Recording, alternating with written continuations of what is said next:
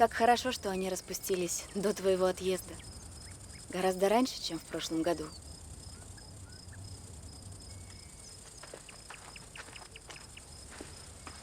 Господа, кушать подано. Наконец-то. Розы розами, а добрый бифштекс и рюмка вашей перцовки меня интересует больше. Он и маэстро проголодался. Верно я говорю, господин Милошевский? Прошу всех к столу. Сорвите мне этот бутон, Александр Николаевич. Осторожно, они ужасно колючие. Я сейчас принесу ножницы. Ну, пойдемте, господа. Лера, Нина, господин поручик, мы вас ждем.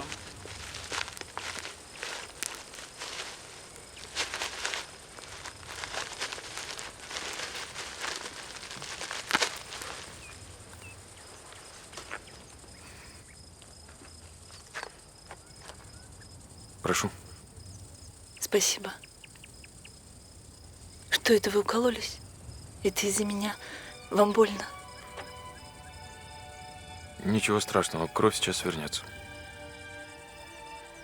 Укол очень глубокий. Не нужно, Лера.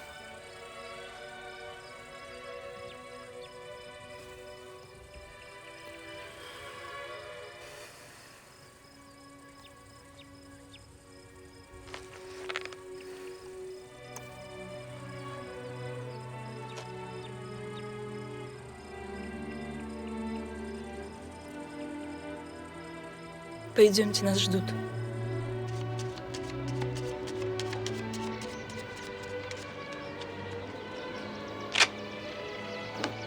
Это? Да. Удивительно, как это у вас так вышло.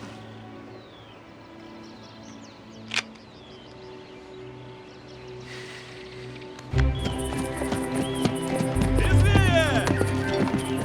Ребят, веселее! Веселее, ребята!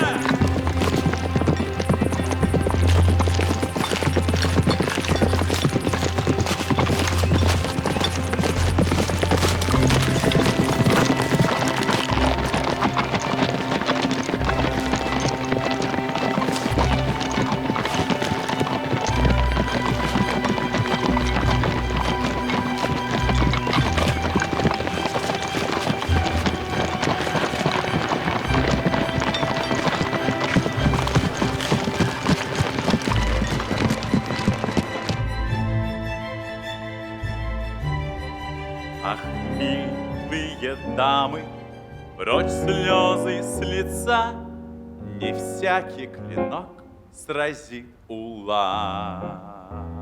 На крыльях победы несет нас Гименей, уланы в атаку, и сердце вспыхнет. Откройте, откройте восторгу, счастье дверь, умеет любовь дарить мгновенья. Ученье можно отменить и вновь шампанского открыть, не зная ни тревоги, ни сомнения.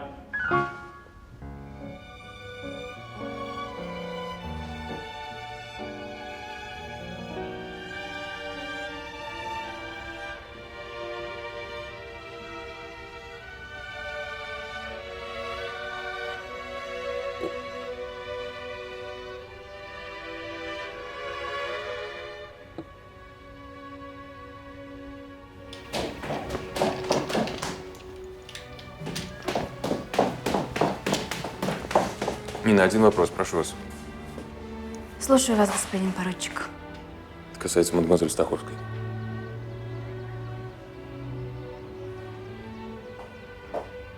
Сейчас мне не очень удобно. Один вопрос, я прошу вас. Третьего дня вы сказали, что прощаете, и все. Я теперь понимаю, что это значит для вас, но и не только для вас. Но ведь этому должна же быть причина.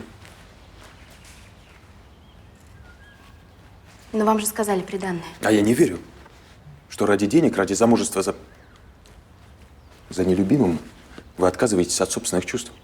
И что-то еще? Да, еще. В ее болезни виновата я. Вы? Да, я. Вы же слышали про подаренную лошадь? Да, Стаховский мне рассказывал. И о том, что случилось потом. Того, что случилось, могло и не произойти. 3 года назад летом я приехала погостить к Стаховским. Меня приняли вежливо, но равнодушно. 7-я вода на киселе со стороны покойной жены, да еще и беднячка. Я стыдилась своей бедности, своего сиротского платья. И потом эта лошадь – драгоценный подарок той, у кого и так все на свете есть.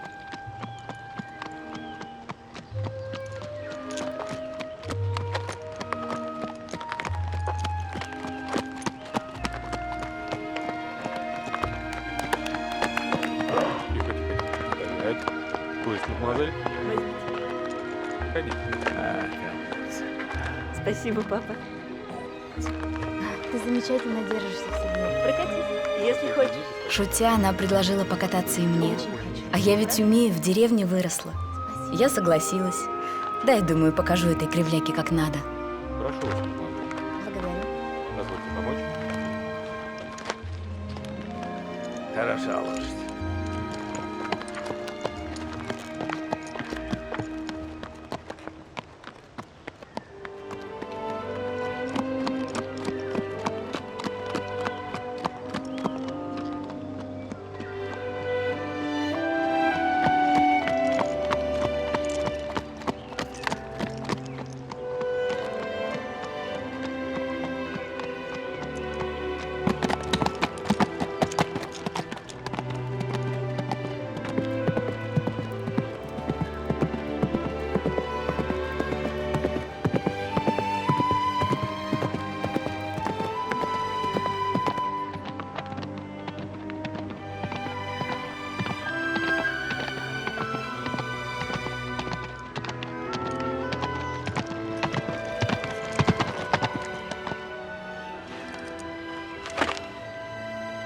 Потом, когда слезла, я заметила, что ранила лошадь.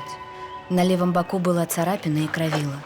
Гвоздик, маленький острый гвоздик торчал из моего каблука. Я хотела сказать берейтеру, но побоялась. Вперед. Рысь. И тут все это произошло.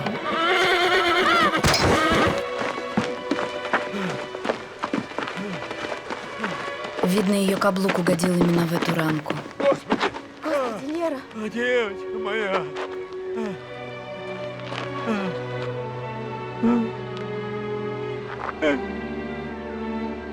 А потом уже позже я ей все рассказала, и она Что она? стала меня успокаивать, пошутила даже, что, мол, каков всадник, такова и лошадь. А я, ну ведь ранила та лошадь, я и не призналась. А она вдруг и говорит: Бог так решил, а я тебя прощаю. И тогда я поняла, что не оставлю ее никогда. Только если она поправится.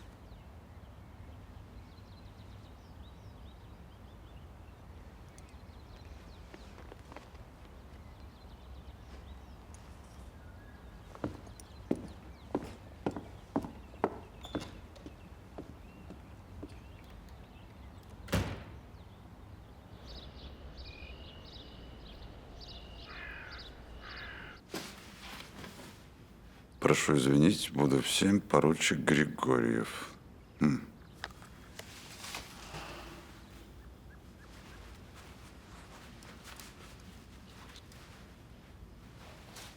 Мое почтение.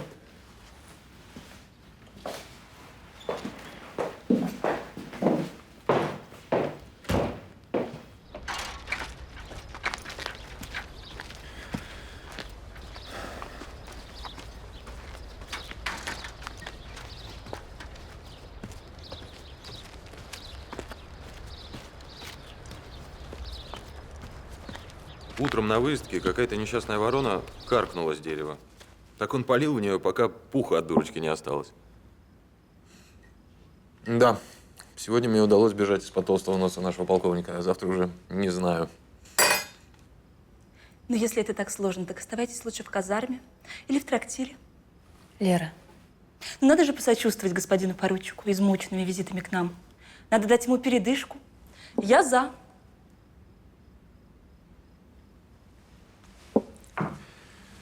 Знаете, Лера, вы правы. Какой из меня собеседник после целого дня муштры и нервотрепки? Я и сам вижу, что надоел вам сегодня. Ну вы уж меня потерпите несколько дней. 4 дня вы в Швейцарии, а я опять наедине с своим кровожадным начальством. 4 дня. Вы высчитали, сколько вам осталось до полного освобождения от нас, да? Наверное, специальный календарик себе завели и красным отметили день своего освобождения?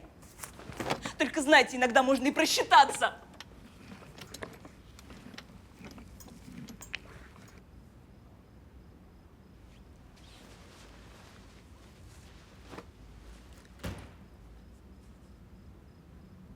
По-вашему, так лучше? Да. Она борется за свою любовь. Для женщины это нормально и естественно, несмотря ни на какие страдания. Но для нее это безнадежно. Кто знает, надежда есть всегда. Вы должны к нам прийти завтра. Я не могу больше. Как знаете.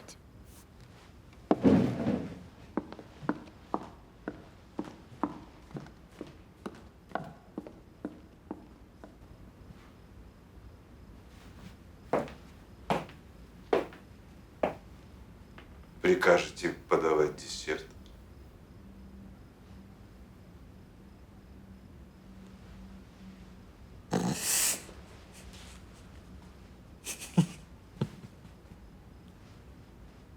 І йшли би ви, ваше благородіє, у трактир. Чи ще куди. Жалування одержали, погода чудова, господа офіцери вже всі пішли. Пошел к черту. К бісу так бісу. Тільки от так от сумувати не можна. Ще чого поганого дочекаєтесь.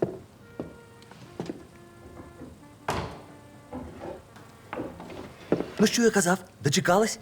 Старий до вас тремтить, як хворий. Проси.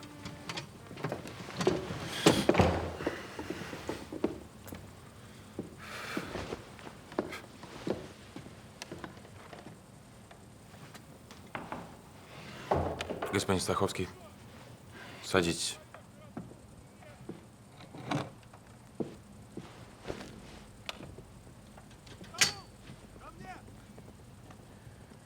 Что же мне делать? Все было решено. Билеты заказаны, и отель. А она остается. Как остается? Говорит, что не поедет. Даже если дом подожгут с 4 сторон. Говорит, что ее обманывает. Хотят от нее избавиться. Она что, перестала надеяться на новый метод? Она же доверяет доктору Долину. Нет, она говорит, что не хочет лечиться.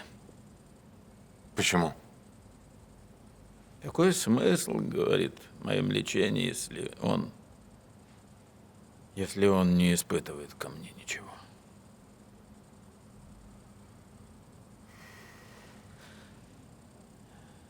Вы должны помочь ей. Только вы. Только вы. И доктор сказал, вы и больше никто. Бога ради. Нам нельзя оставлять ее в таком состоянии. Господин Стаховский, я делаю все возможное, все, что в моих силах. Вы же видите, она с ума сходит. От вашего молчания она ни на что не надеялась, когда была больна. А теперь, когда мы все знаем, что она скоро выздоровеет... Да что мы знаем? Как? Вы же говорили относительно метода. Что вы молчите?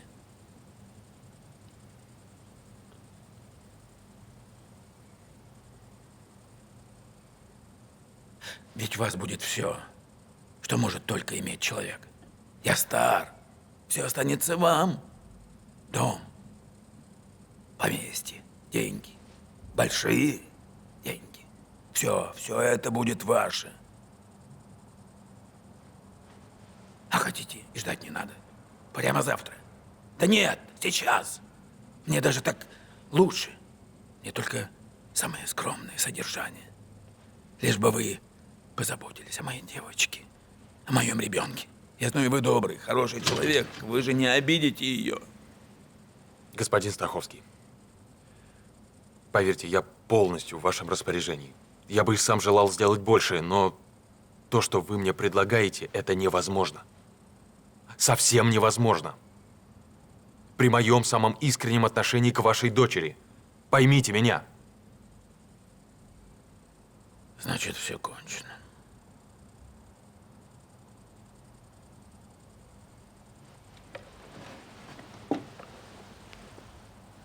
Прошу прощения за беспокойство. Да поймите же меня, поймите вы, ради бога, правильно. Я отношусь к ней искренне, сердечно. Я просто считаю, что вы... Что? Что?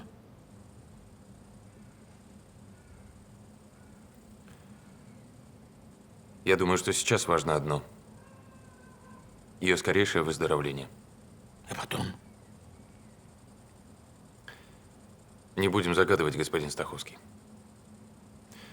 Сейчас главное, чтобы она выздоровела. Для себя, для всех нас. И для вас тоже? И для меня. Подождите. Но, допустим, она выздоровеет. Если, конечно, выздоровеет. Мы сможем, ну, как мы сегодня говорили, для вас это не будет невозможным. Правда? Можно,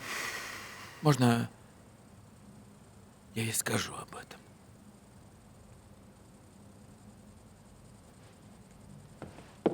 Бог воздаст вам за вашу доброту. Я пойду домой. Вы не знаете, что там творится. А вы завтра к нам придете? Приду.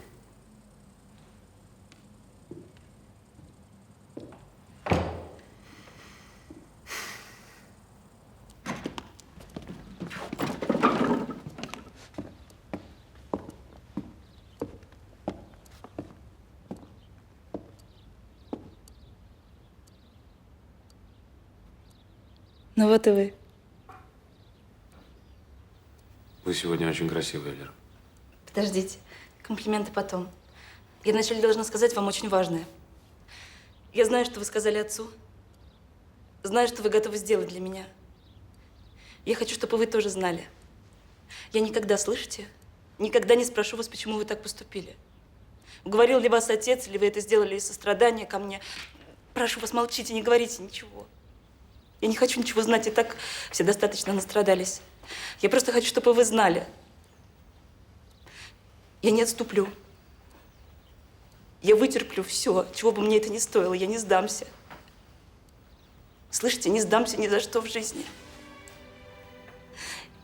Я верю, если человек чего-то хочет так сильно, Бог ему поможет. Но если вдруг у меня не получится, ну или получится не то, на что я рассчитываю. В общем, если я не стану нормальной, здоровой, как все, тогда я сама все уложу. Я знаю, есть такие жертвы, которые нельзя принимать от людей, и особенно от близких и любимых. Но не думайте, пожалуйста, я не буду вам в тягость, клянусь. Ничего такого. Ну, мало ли, есть на свете монастырей и других подобных мест. Ну вот и все. Я все сказала. И давайте больше об этом ни слова. Нам осталось быть вместе всего несколько часов. Я так хочу провести их счастливой.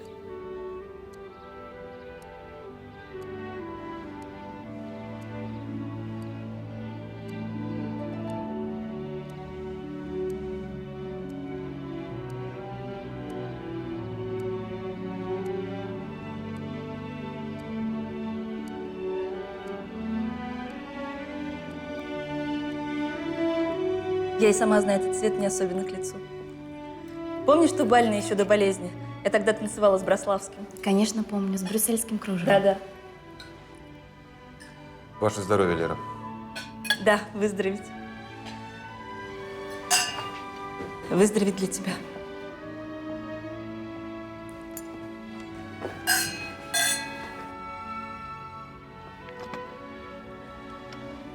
А это чтоб ты не забыла меня, когда я уеду.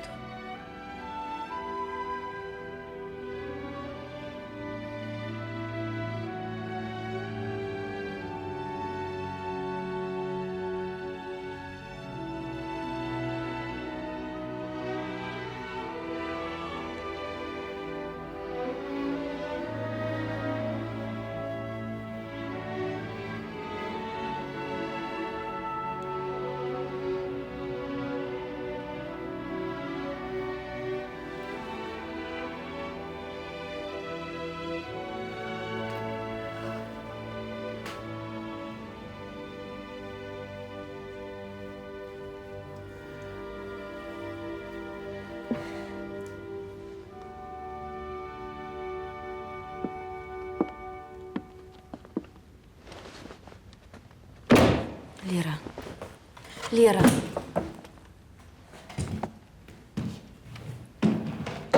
Не трогай меня. Я так хочу.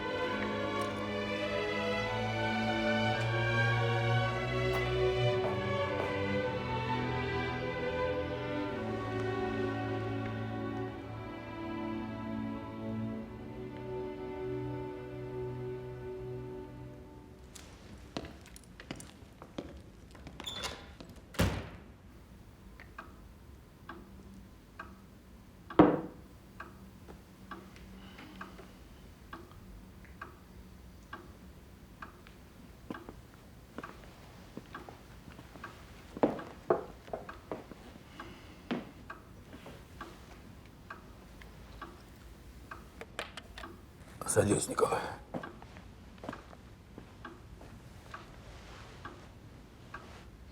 Как она? Спокойно сейчас. Задремала.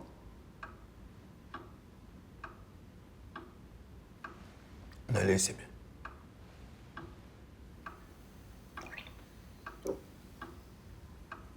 А тебе? И мне тоже.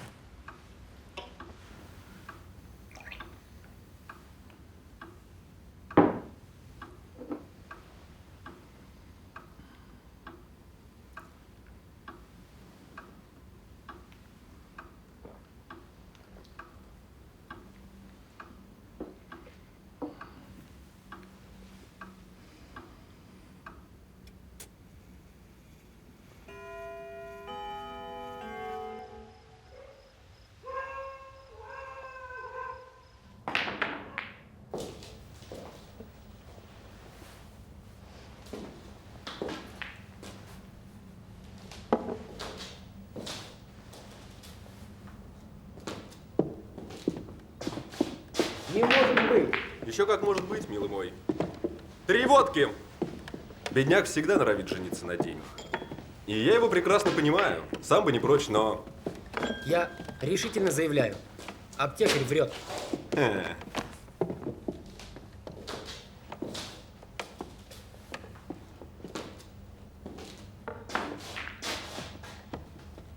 Александр, Саша? ты здесь? Вот сюрприз.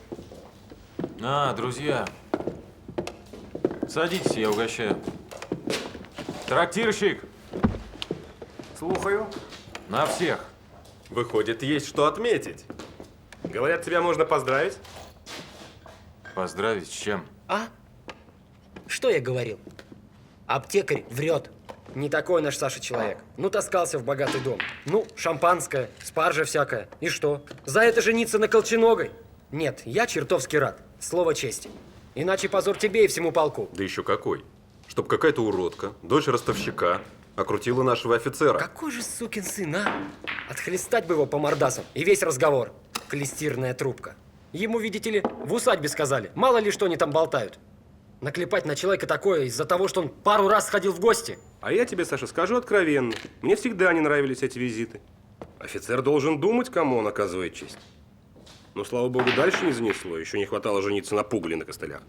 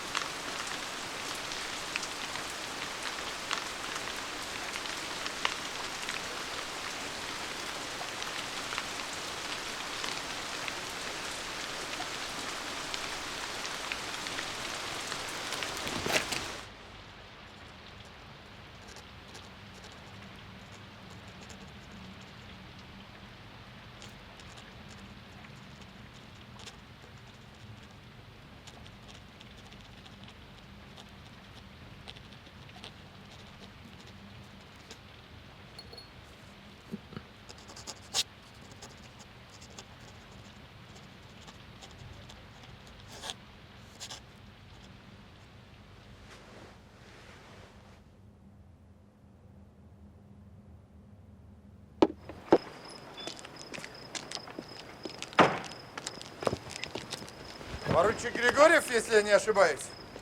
А куда вы направляетесь в таком виде? Позвольте полюбопытствовать. Или расстегнутый мундир? Нынче новая форма одежды? А? Иду опустить письма, господин полковник. Одно из них вам. Позвольте вручить прямо здесь. Делать мне больше нечего. Как на ночь глядя, читать ваши бреднис. Застегнитесь.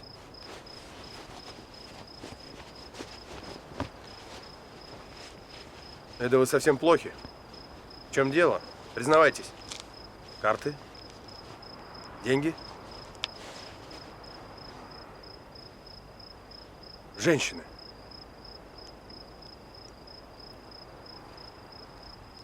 Так. Следуйте за мной.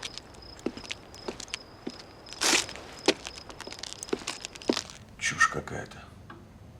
Благородство, последствия. Обручился с дочкой какого? Стаховского? Да, братец, ну у тебя и вкус. Она ж кривая. Впрочем. Да, крепко опутал тебя старый лис. Ну и что ты мне по этому поводу написал? Прошение об отставке. А дальше выход только один. Я свой долг знаю. Это прекрати. Такой парень, такой красавец. Из-за кого? Или у тебя что-то с ней было? И она... Ничего не было. Там совсем другое. Обручение было. А потом я солгал офицерам, что все это выдумал аптекарь, и поручик Орлов обещал его наказать за сплетни. Завтра об этом все узнают. Чепуха какая. На этих с усадьбы мне наплевать. А вот то, что офицеры знают, это плохо. И аптекарь. Кто был за столом? Давай, поименно. Всех. Орлов, штаб-ротмистр Берг, ротмистр Никольский. Дежурный! Я вот что говорю! Орлова, Берга и Никольского. Срочно ко мне. Если спят, поднять с кровати. Слушаюсь! С ними я поговорю. Офицеры будут молчать. Аптекаря я припугнул.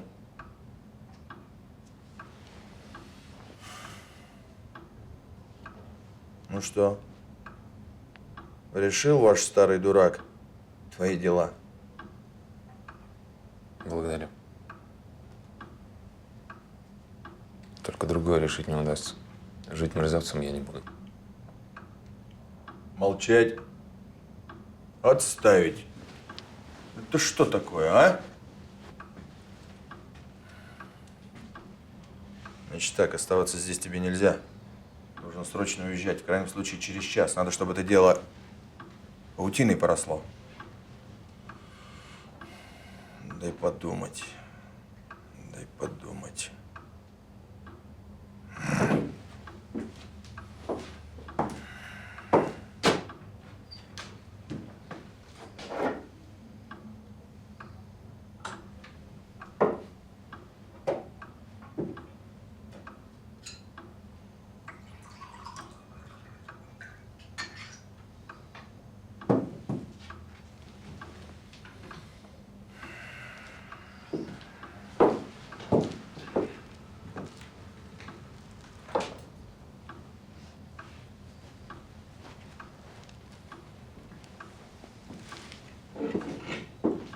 Вот что, братец, отправлю-ка я тебя в резервный полк, в Каменку. Тамошний полковник, все-таки мой товарищ, я ему напишу, а? Но с тебя, Саша, попрошу честное слово, чтоб без этих глупостей. Ты меня понял? Нет.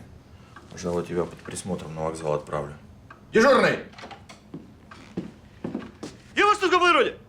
Поручик Григорьев убывает в Каменку, в резервный полк. Вы его проводите. Слушаюсь!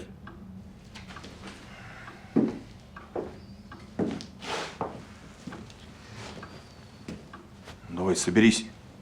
Не красней, как девица под венцом.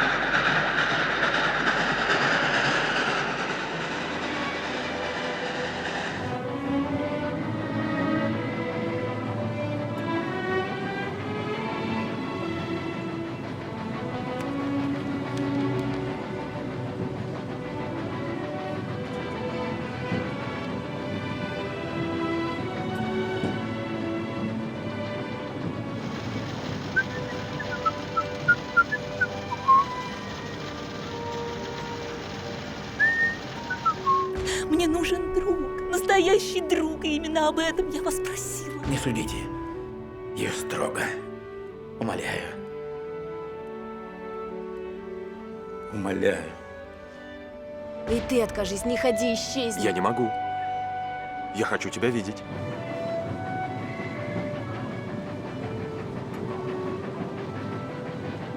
Хорошо, клянусь. А зачем вы вообще сюда ходите? Это же так просто.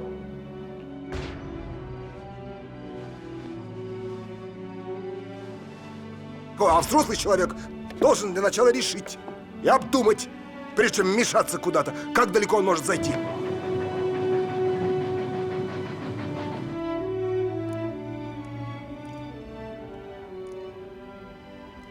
Нет, нет, нет, не в следующий, а сегодня. Сейчас. Я не знаю, что из этого выйдет, но я попробую. Вот и хорошо. Вот и хорошо. Но ты ведь сам вселил в меня уверенность, что мне недолго еще оставаться неподвижной и жалкой. Мне всегда не нравились эти твои визиты. Офицер, кавалерист, должен думать, кому он оказывает честь. Но, слава богу, дальше не занесло. Еще не хватало жениться на пугале на костылях. Будьте мужчиной. Подарите бедной девочке 8 дней счастья. Хорошо, будь по-вашему.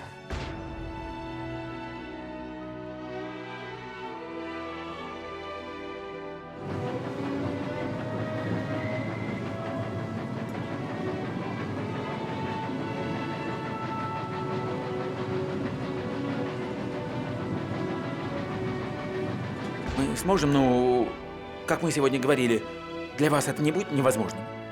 А можно, я ей скажу об этом.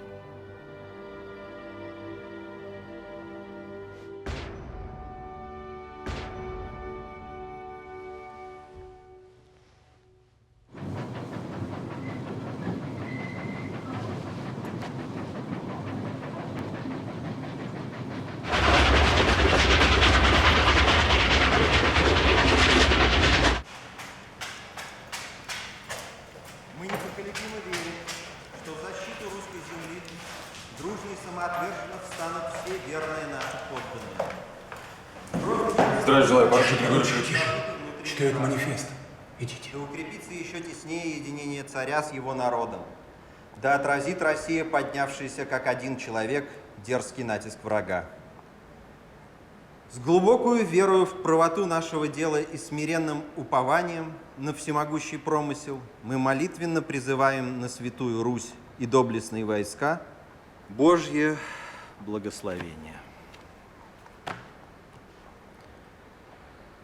Господа офицеры, я полагаю, что военные действия начнутся в ближайшее время. Рекомендую всем привести в порядок свои дела. Ну вот и война.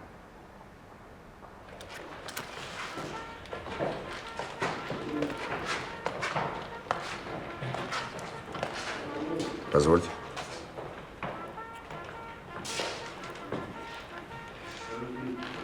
Назначены к нам. Переведен.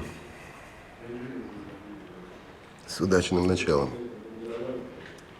Да я вообще из удачливых. Дай Бог. Разрешите? Не знаю, что нужно делать. Ну, что делать? Лично я поеду с женой прощаться. Увидимся ли еще? Долги раздам. Набежало что-то. Скажете еще. Здесь смерть на носу, а вы долги. Ну да. Как говорится, каждому лучше знать, с чем перед пулей стоять. Сапог жмет.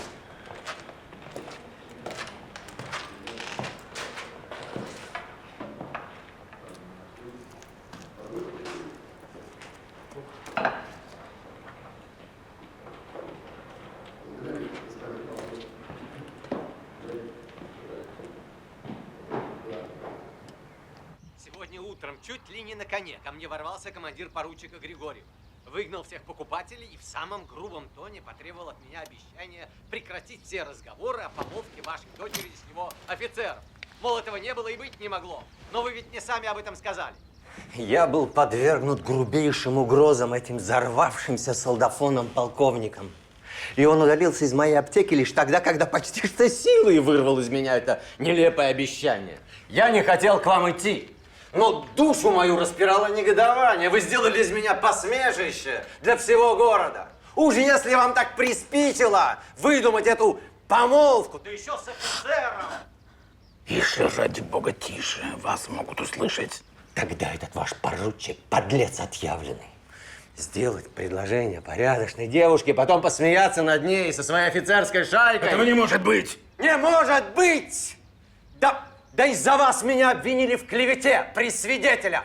Я уважаемый гражданин, я не позволю. А еще этот ваш поручик сказал, что болтовня о помолвке – чушь! Чушь! И ноги моей в вашем доме больше не будет. Мне не нужны ни ваши приемы, ни танцы, если расплата за них – мое доброе имя. Прощайте!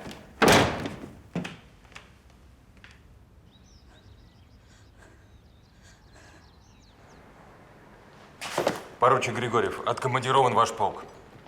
Господин подполковник, разрешите оформить прибытие 2 сутками позже. У меня невеста, хочу обвенчаться. Обещаю в 2 суток управиться.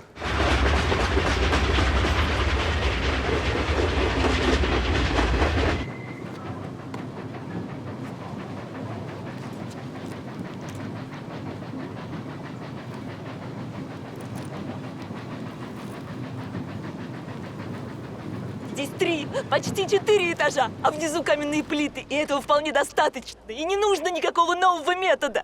Мгновение с вашей постылой жалостью будет покончено. Лера, что вы? Лера!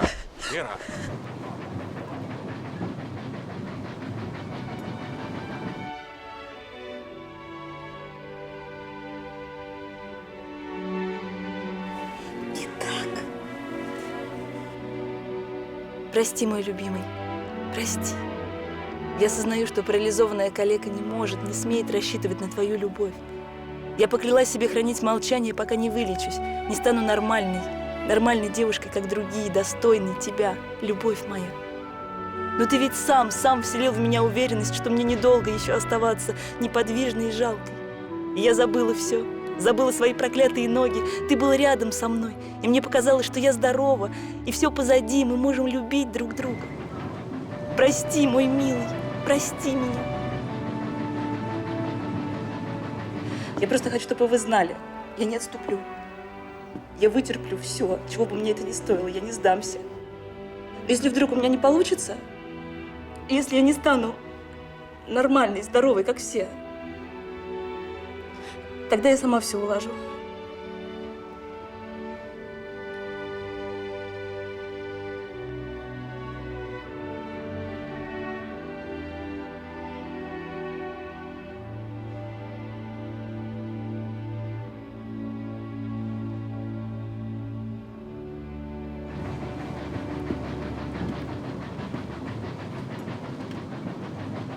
А что так долго?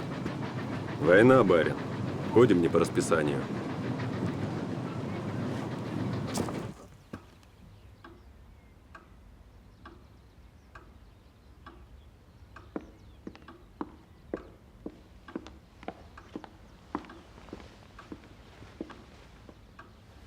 Кофе в гостиной или на террасе? В гостиной. Пришли за мной, Сергей, через 5 минут. Но на террасе прохладней. Я знаю, я хочу в гостиной. Хорошо.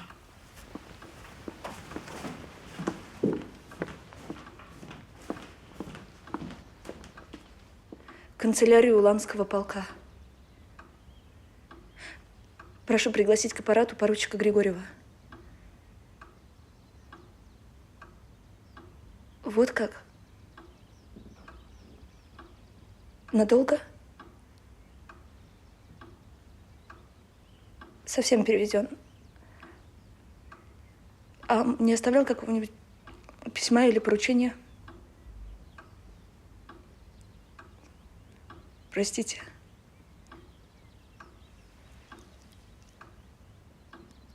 Пять часов. Он обычно приходит в это время. Я думаю, в связи с событиями Не исключено, что он не сможет прийти. Я хочу на террасу. Но ты ведь туда не хотела. А теперь передумала. Мы же завтра уезжаем. Хочу посмотреть на закат. Как думаешь, папа, эта ужасная история с австрийским эрцгерцогом не помешает нашей поездке? Надеюсь, что нет, моя детка.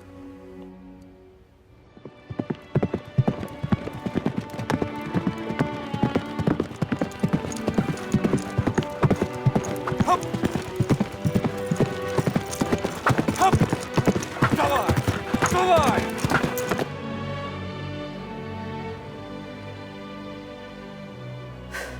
Ты права. Коричневое не стоит брать. Слишком тепло для августа. Да, оно и мрачновато, если честно.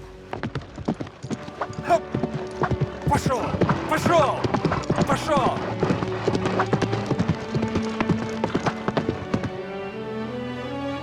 Принеси, пожалуйста, мою шаль. Здесь хоть и очень тепло, а по спине тянет. Хорошо.